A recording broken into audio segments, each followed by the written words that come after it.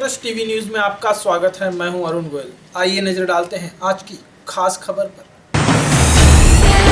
Nalasopara police station के नाकों तले चल रहा है गौ मांस तस्करी का काला व्यापार। पालघर जिले के नालासोपारा शहर में गौ मांस तस्करी का कारोबार बड़े ही धड़ल्ले से चल रहा है। सोचने की बात तो यह है कि नालासोपारा पश्चिम पुलिस स्टेशन के सामने से ही अधिकांश गौ मांस की तस्करी करने वाले वाहन गुजरते हैं और पुलिस को भनक तक नहीं लगती। हर बार तो नहीं, पर कई बार गौ रक्षकों द्वारा गौ मांस तस्करी की पूर्ण जानकारी पुलिस प्रशासन को देने के बाद भी पुलिस के कानों पर जूं तक नहीं रेंगती। आपको बता दें कि गौ तस्करी के ये मामले रात को 12 बजे से लेकर सुबह 5 बजे के बीच किए जाते हैं। वहीं इस मामले में गौ रक्षक नीलेश खोकानी ने मीडिया को जानकारी देते हुए बताया कि यदि किसी ज्वेलर्स की दुकान से कोई सोना चोरी होता है तो पुलिस चोर को पकड़कर पूर्ण जांच करती है कि सोना कहां से चोरी हुआ, किसने किया, किसके कहने से किया और कहां बेचा गया। किंतु गौमांस तस्करी मामले में पुलिस प्रशासन ऐसा क्यों नहीं करता? आखिर पुलिस गौ तस्करों से क्यों नहीं पूछती कि कहां से गौ मांस लाए हैं और कहां लेकर जा रहे हैं? वहीं नीलेश खोकानी ने बताया कि गौ रक्षकों ने गौ मांस तस्करी से संबंधित सभी जानकारी पालघर एसपी, अपर पुलिस अधीक्षक व नालासोपारा के उप विभागीय अधिकारी को भी दी, किंतु फिर भी पुलिस का ऐसे मामलों में गंभीर नहीं होना पुलिस प्रशासन को शक के घेरे में खड़ा करता है। मैं नीलेश खोकानी, गौ रक्षक एनिमल वेलफेयर ऑफिसर। अभी आपने गौ मांस पकड़वाने की अभी आपने कोशिश की थी कि कुछ पकड़वाया भी था, क्या मामला था? एक तो 17 तारीख को गौ मांस का गाड़ी पकड़ा, 17 तारीख को एक गौ मांस का गाड़ी पकड़ा। उसके अंदर मतलब अब जो जैसे जैसे पकड़ा, जैसे जैसे हमने बोला भाई ये कसाई का गाड़ी था, हमको जो इन्फॉर्मेशन था उस तरह से परफेक्ट हुआ। लेकिन लास्ट में हम लोग जब बाहर खड़े थे और पत्रकार 2-3 आए थे तो इनको कहा गया आप बाहर जाओ, आप क्यों खड़े हो, लेकिन लाठी चार्ज करेंगे। और अब किसने बोला ये बात? ये पुलिस कांस्टेबल थे, उन्होंने मेरे को बोला, लेकिन रिकॉर्ड नहीं हुआ। लेकिन वो रिकॉर्ड किया रहता तो आज मैं एकदम प्रूफ के साथ बोल सकता कि हमको बोला गया कि लाठी चार्ज करेंगे और मतलब अपशब्द का प्रयोग किया हमारे ऊपर। इसके बाद अभी परसों के दिन गौ मांस का गाड़ी आने वाला था, हमने पुलिस को साथ में लिया। हमारी टीम मतलब रात से लगी पड़ी थी, लेकिन कंफर्म टिप नहीं थी, इसलिए हमने पुलिस को परेशान नहीं किया कि भाई इनके पास स्टाफ कम है। तो उस दरमियान हमारे 2 कार्यकर्ता को उड़ाने की कोशिश की गई। उसके बाद जो कंफर्म न्यूज़ आया था उसमें हमने पुलिस की मदद ली और पुलिस के साथ पुलिस स्टेशन के बाजू के गली में से ही गाड़ी निकलती है माल भर के, और पुलिस साथ में है और हमारा एक कार्यकर्ता सामने से आ रहा है, उसको उड़ाने की कोशिश की जाती है पुलिस के सामने और वो बच जाता है। वो गाड़ी सडनली साइड पे ले लेता है। तो जब एफआईआर करते हैं हम बोलते कि 307 लगाओ, तो बोले कि भाई लगा रहे या तो उसको खरोच आया रहे, खून निकला रहे तो ही 307 लगता है, बाकी 307 नहीं लगता है। और जो कसाई के यहाँ से गाड़ी भर के निकली है, जो इन्फॉर्मेशन है कंफर्म टिप है कि ये जगह से माल कटेगा वाजा मोहल्ला में से और यहाँ से निकलने वाली है, तो कसाई का नाम डालने को ये रेडी नहीं थे। 6:15 बजे क्या नाम था कसाई का? शरीफ काजी। हाँ, शरीफ काजी और साहबान। मेरे को इन्फॉर्मेशन था, हम लोग को कंफर्म इन्फॉर्मेशन मिलता है कि ये बंगले से कटेगा, गाय कटेगा और यहाँ से निकलेगा और टेम्पो यहाँ से निकलेगा और ये माल दूसरे जगह पे देने को जाएगा। ये कंफर्म न्यूज़ रहता है तभी हम लोग बाहर निकलते हैं। जब ये कंफर्म इन्फॉर्मेशन आपके पास थी तब आपने इस विषय पे पुलिस प्रशासन को सूचित किया था? हाँ, किया ना। हम लोग पुलिस प्रशासन के पास गए और पुलिस प्रशासन के साथ हम लोग रेड करने को गए थे। ठीक है। हाँ, पुलिस प्रशासन के साथ रेड करने को गए। वो गाड़ी कैसा रहता है, आज तक मैंने देखा है 10 साल से कि एक गाड़ी 15-20 मिनट के आगे एक गाड़ी रहता है, 2 व्हीलर नंबर नहीं रहता है, और एक पीछे रहता है। पुलिस बैरिकेटर्स रहेगा या तो कोई गौ रक्षक को देख लेते, फ़ोन करके बोल देते कि भाई आना मत, इधर ये लोग खड़े। तो वो गाड़ी सडनली निकलता है, श्रीप्रस्थ पेट्रोल पंप के यहाँ जाता है और सामने से अपना बंदे 2-3 अलग अलग स्पॉट पे खड़े रहते कि गाड़ी भाग नहीं जाए।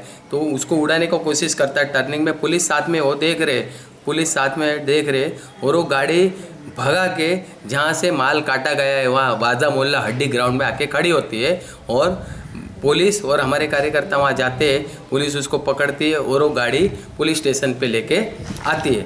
लेके आने के बाद वो उनके ऊपर वो नाम पे बोलता है नहीं नहीं हम नहीं डाल सकते हैं। मैं उनको बोलता हूँ कि 10 साल से मैं गौ रक्षा कर रहा हूँ, जब भी पकड़ते हैं तो ड्राइवर का यही कहना रहता है कि मैं डे 1 अभी आज से आया हूँ, मेरे को कहाँ से काटा, किसने काटा, कुछ पता नहीं है, मेरे को तो पैसे का ज़रूरत था, मैं आ गया है। ये 10 साल का मैंने देखा है, मैं 10 साल से गौ सेवा में हूँ सब टीम के साथ, तो देखा गया है। वो होने के बाद उनको बोलते हैं कि भाई गाड़ी हमने पकड़ा है, रात से खड़े थे, तो कैसा है कि आर्ग्यू करने के लिए वकील रख के इनको बेल नहीं मिले, हमारा एक कोशिश रहता है संगठन वकील प्रोवाइड करेगा तो हम खड़े रहेंगे।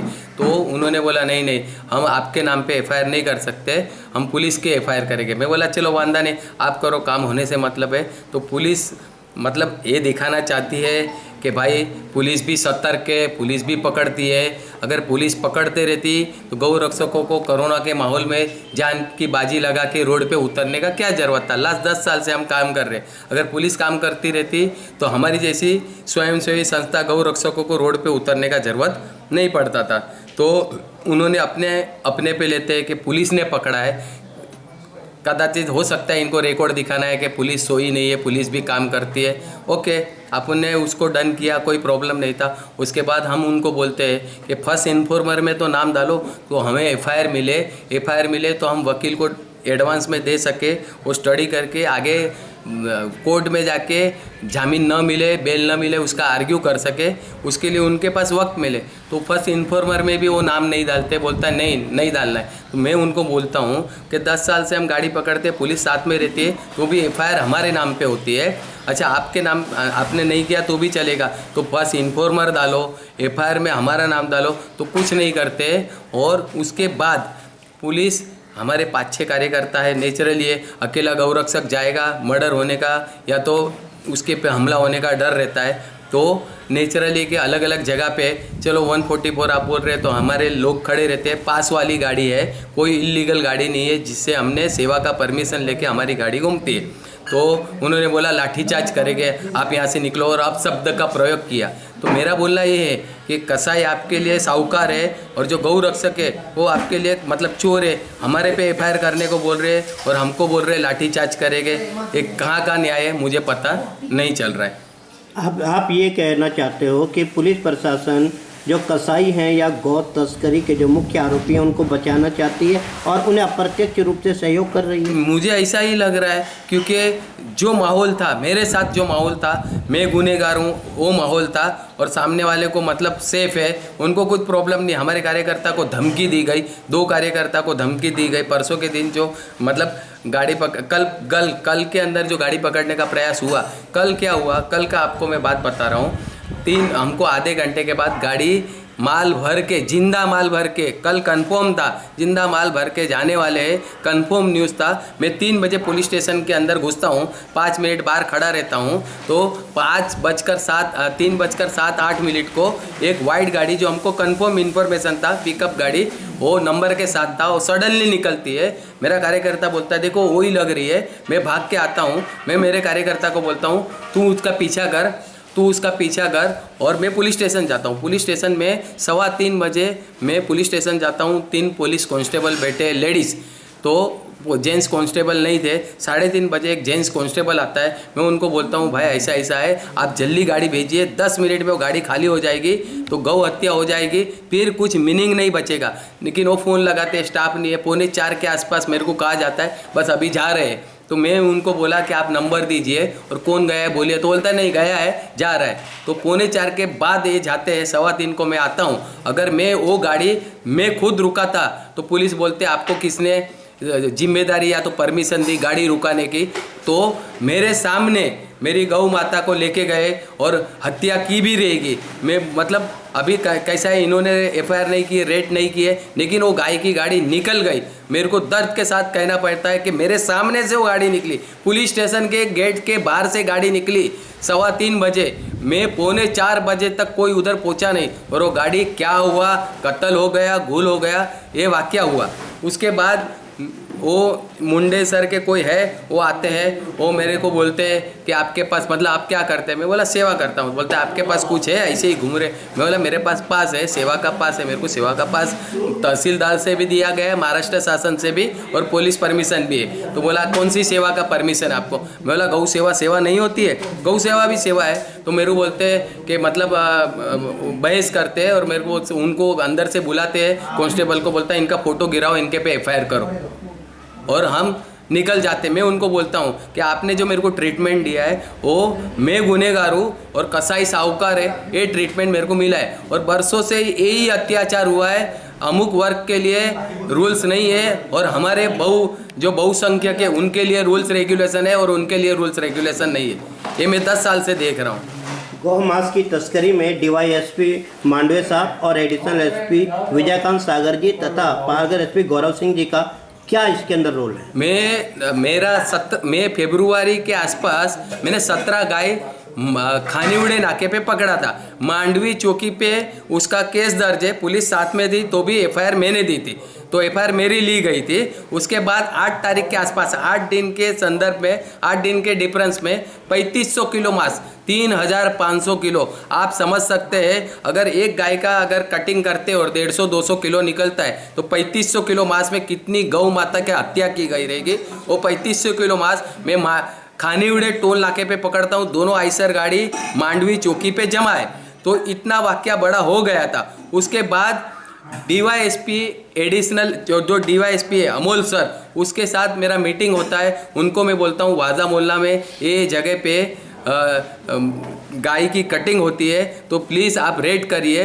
तो वो बोलते हैं कि आश्वासन देते अपन कुछ करेंगे।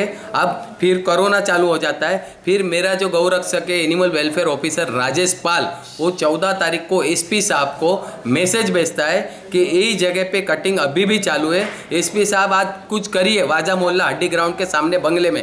तो एसपी साहब ओके करके भेजते हैं। वो प्रूफ राजेश पाल के पास है, वो मैसेज में पढ़ा है कि आप एसपी साहब ने वो 14 तारीख को पढ़ा है। उसके बाद 17 तारीख को घटना घटती है। वो 2 कसाई गौ माता का हत्या करके उसको बेचने के लिए निकलते, उसके पे एफआईआर है। तो उसके बाद दूसरी एफआईआर होती है, तब तक उसकी धरपकड़ नहीं होती है और वो बोलते वो फरार है, वो मिल नहीं रहे। मेरा बोलना है एसटी बस बंद है, ट्रेन बंद है, तो फरार किधर हुए? और फरार हुए थे तो फिर वापस एक एफआईआर होती है जो पुलिस करती है। वो एफआईआर में भी उनका ही एक कारनामा है और उन्होंने ही कटिंग करके माल बेचने के लिए निकाला था। फिर एफआईआर उनके ऊपर ही हो रही है, वो ही नाम के ऊपर हो रही है। तो 17 तारीख को अगर वो फरार है, मिल नहीं रहे हैं, तो ये एफआईआर में वो कटिंग किया है तो कैसे वापस कटिंग किया, वो कहाँ से वापस आए? ये मेरे को एक अजब किस्म का किस्सा लग रहा है। आपको बता दें कि लगभग 10 दिनों के अंदर नाला सुपारा पश्चिम में गौ मांस तस्करी के 2 मामलों का खुलासा गौ रक्षकों ने अपनी जान पर खेलकर किया, जिसमें मामला तो दर्ज कर लिया गया परंतु पुलिस का कार्य संतुष्टिजनक नहीं रहा। और आज 28 अप्रैल 2020 को अखिल भारतीय गौवंश रक्षण व संवर्धन परिषद के कार्यकर्ताओं द्वारा सुबह 3:30 बजे के आसपास विरार पुलिस स्टेशन के सहयोग से MH04 CG 3914 इस गाड़ी को पकड़ा गया। इस गाड़ी में कत्ल करने के उद्देश्य से लेकर जा रहे 2 भैंसों को जिंदा बचाया गया, जिसमें शरीफ काजी नाम का कसाई मौके से फरार होने में कामयाब रहा। उपयुक्त विषय पर विरार पुलिस स्टेशन में FIR दर्ज किया गया। आपको बता दें कि अब तक वसई विरार मनपा क्षेत्र में गौमांस तस्करी में शरीफ काजी नामक कसाई का नाम कई बार आ चुका है। अब ये सवाल उठता है कि आखिर कौन है ये शरीफ काजी और इसके सर पर किसका है हाथ, और आखिर जिले में इतने बड़े पैमाने पर गौ तस्करी करने के बाद भी क्यों कानून के लंबे हाथों से ये शख्स बच जाता है। ये वो सवाल है जो पुलिस प्रशासन की छवि को धूमिल करने के लिए काफी है। नाला सुपारा से क्राइम रिपोर्टर्स टीवी न्यूज की एक रिपोर्ट।